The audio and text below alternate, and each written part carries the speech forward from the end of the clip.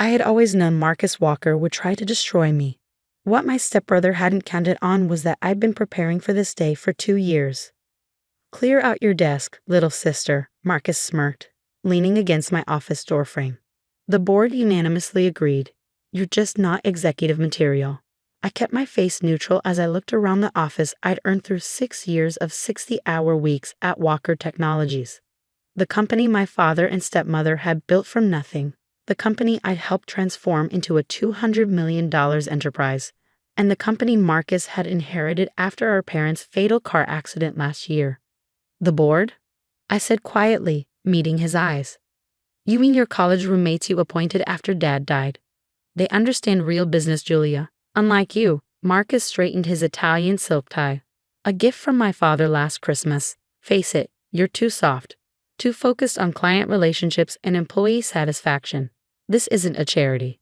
I began packing my belongings while Marcus watched with undisguised glee. Photos of Dad and me at industry conferences. The awards our cybersecurity division had won under my leadership. The contract from our biggest client, Meridian Global, which I'd secured last month. "Remember when you begged Dad to give you a chance?" Marcus continued. "Fresh out of MIT, thinking your fancy coding skills meant you understood business. He should have listened to Mom and sent you to business school instead." My stepmother, Caroline Walker, had never approved of my technical approach to leadership. "Business is about appearances, Julia," she'd say, gesturing at my practical suits and sensible shoes. "No one trusts a CEO who looks like their IT department." "The Meridian contract," I said, carefully wrapping my father's last birthday gift to me. A crystal paperweight engraved with his favorite quote, "Success leaves clues." They specifically requested me as their point of contact.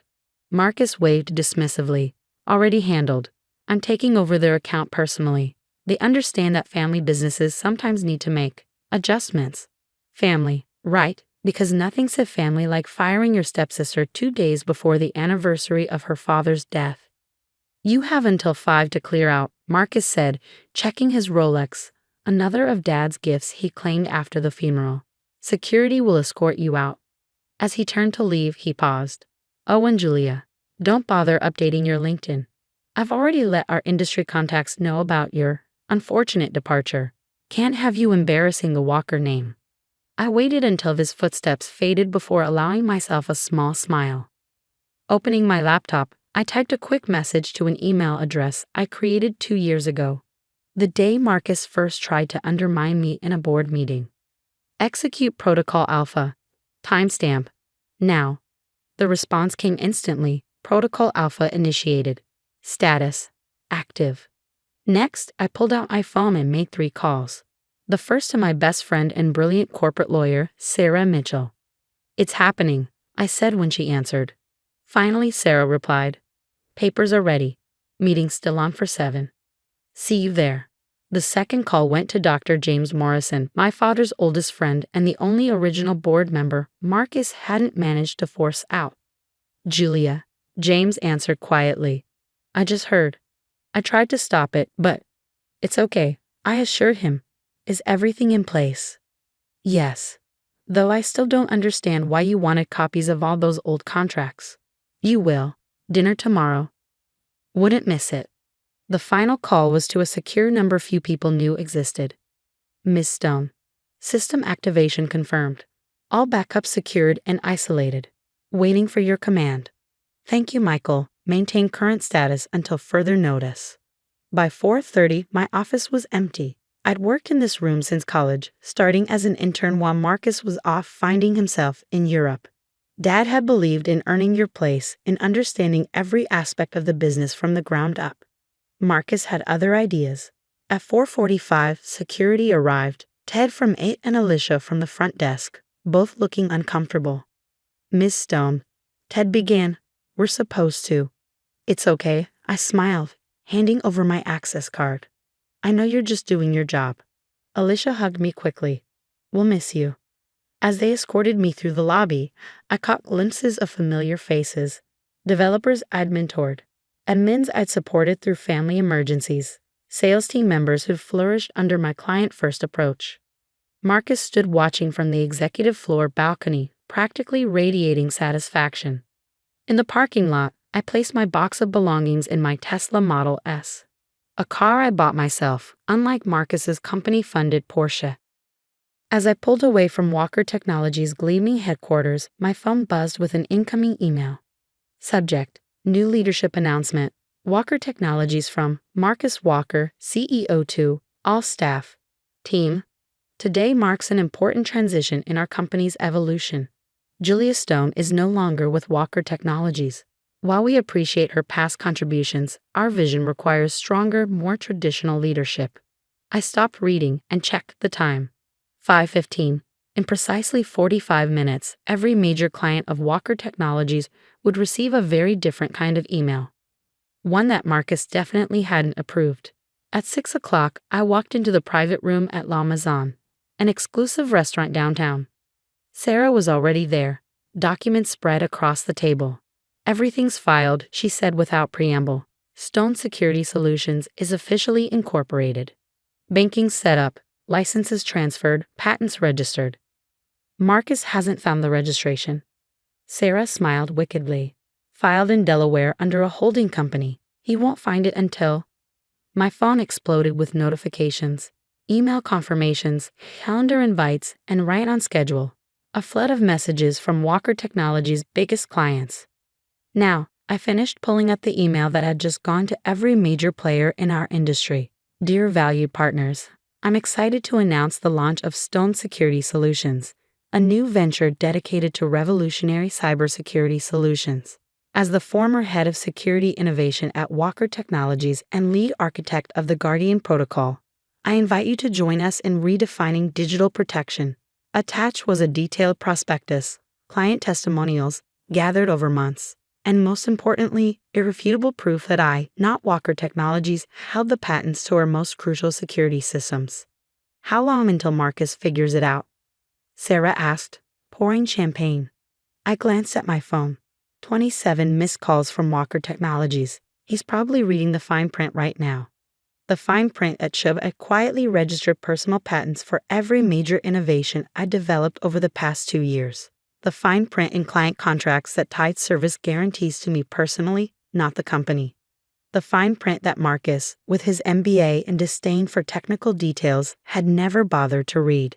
You know he'll try to fight this, Sarah warned. Let him. I sipped my champagne. Everything's documented. Every patent application, every client meeting, every late-night coding session. And tomorrow, our friends at Meridian Global announced they're moving their $50 million security contract to Stone Security Solutions. Effective immediately. Sarah's eyes widened. That's why you insisted on those special terms in their contract last month. Success leaves clues, I quoted, touching the crystal paperweight in my bag. Dad taught me that. Along with another important lesson, always read the fine print. My phone buzzed again. Marcus's name flashed on the screen, along with a text. What did you do? I smiled, remembering all the times he dismissed my technical expertise, mocked my focus on details, called me soft. In business, he'd always said, nice girls finish last. Time to show him how wrong he was. Should I order dinner? Sarah asked, watching me silence my phone. This might take a while. Actually, I said, pulling out my laptop, I need to finish something first. I opened my email and began typing. Dear Walker Technologies Board of Directors, in light of recent events, I believe it's time to discuss some irregularities in the company's patent portfolio.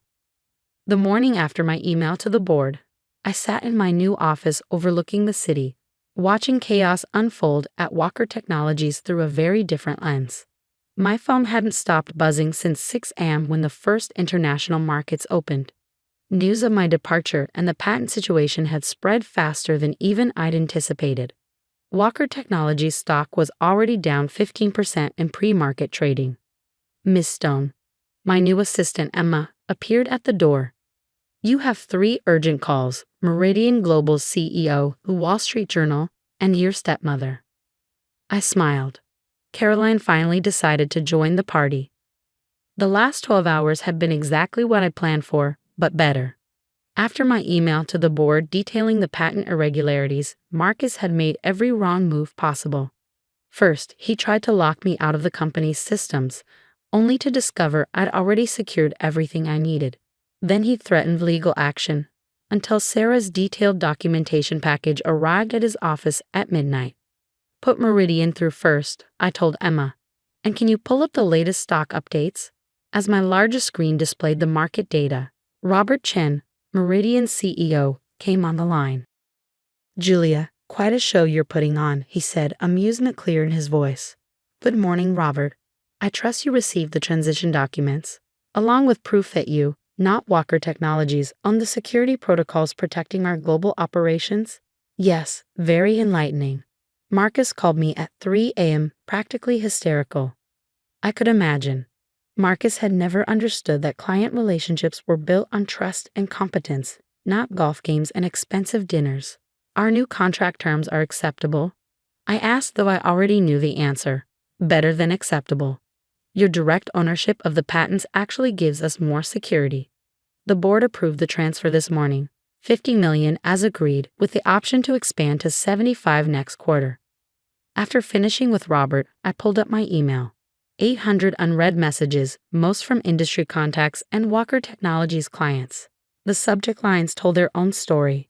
Urgent, security contract review required, meeting request, patent discussion, Walker Technologies concerns, immediate response needed.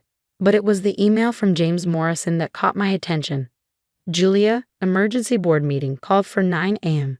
Marcus is unraveling. Caroline trying to take control, but the patent evidence is damning. You should see this. Attached was a video clip from Walker Technologies security cameras. Marcus in the executive suite at 4 a.m., throwing things, screaming at lawyers on speakerphone. Caroline trying to calm him while frantically texting her financial advisors. I forwarded the clip to Sarah with a quick note. Exhibit A for the hostile work environment claim. Her response was immediate, already added to the file. Beto, 3 more Walker Tech developers just sent their resumes. Senior team following their leader. I'd known this would happen. The developers had been my people from the start, drawn to my technical background and collaborative leadership style. Marcus had never bothered to learn their names, let alone understand their value. At 10 a.m., Emma appeared again. Miss Stone. The Wall Street Journal piece just went live. The headline said it all. Tech Care's power play backfires. Walker Technologies loses patents, clients, and trust. The article was devastating in its precision, detailing how Marcus had attempted to force out the company's chief innovation officer, me, without understanding that I personally held the patents to our core technology. It included quotes from industry analysts questioning Walker Technologies' future without its security protocols and testimonials from clients already announcing their transition to Stone Security Solutions. My phone buzzed. Caroline again. This time I answered. Hello, Caroline. Julia, this has gone too far. My stepmother's usually perfectly controlled voice shook slightly. Your father would be ashamed. Really? Dad would be ashamed that I protected my innovations, that I built my own success instead of letting Marcus steal it. He's your brother. Stepbrother, I corrected, who just tried to destroy my career. How is he enjoying his morning? Caroline's tone turned wheedling. We can fix this. Come back. Equal partnership with Marcus. Full board seat. Whatever you want. I already have what I want. I looked around my new office at the teams already working in the open space beyond. My own company, my own terms. No more playing nice while Marcus takes credit for my work. The company will fight this. With what evidence? Every patent application has my name on it. Every major client has personal service clauses.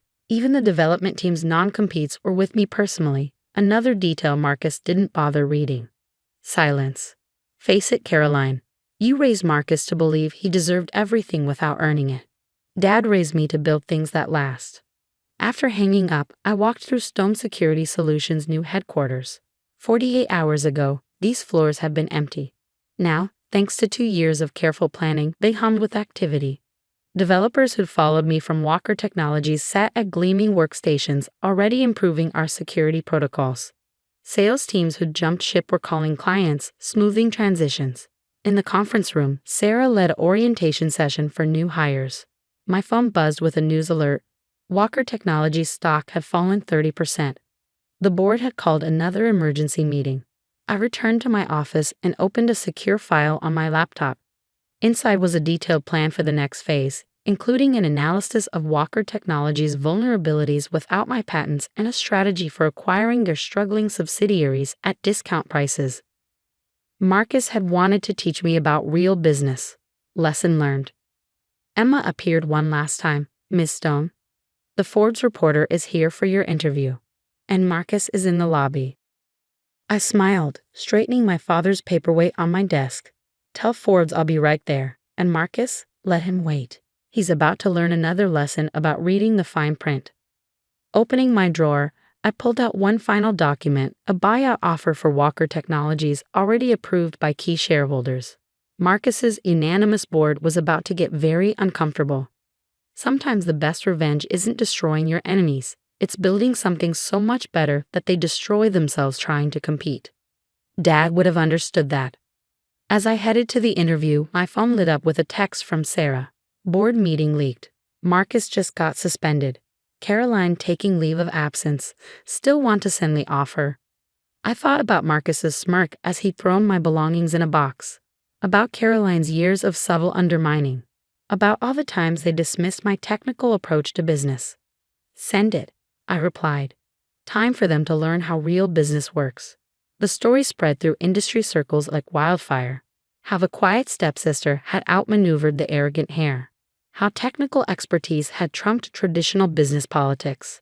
How the nice girl who'd been told to learn real business had ended up owning it all. These days, when I visit clients or speak at conferences, I often catch whispers. That's Julia Stone, the one who. They never finish the sentence. They don't have to. Success tells its own story. Last week, I received an invitation to give the commencement speech at Marcus' old business school. The topic? Innovation, leadership, and the importance of reading the fine print. I accepted with a smile, already planning my speech. After all, I have quite a lesson to share. The company continues to grow beyond even my expectations. But more importantly, we're building something meaningful, a place where technical brilliance is celebrated, where innovation matters more than politics, where the next generation of leaders can thrive without playing old-school power games. Sometimes at night, standing in my office overlooking the city, I touch Dad's paperweight and remember his words. Success leaves clues. Marcus never understood that the clues were there all along, hidden in the code he wouldn't read, in the details he dismissed, in the quiet determination he mistook for weakness. His last email sits unopened in my inbox. You planned this all along, didn't you? Yes, dear stepbrother. Yes, I did. And that's the greatest lesson of all. Sometimes the best business strategy is simply being underestimated by the right people.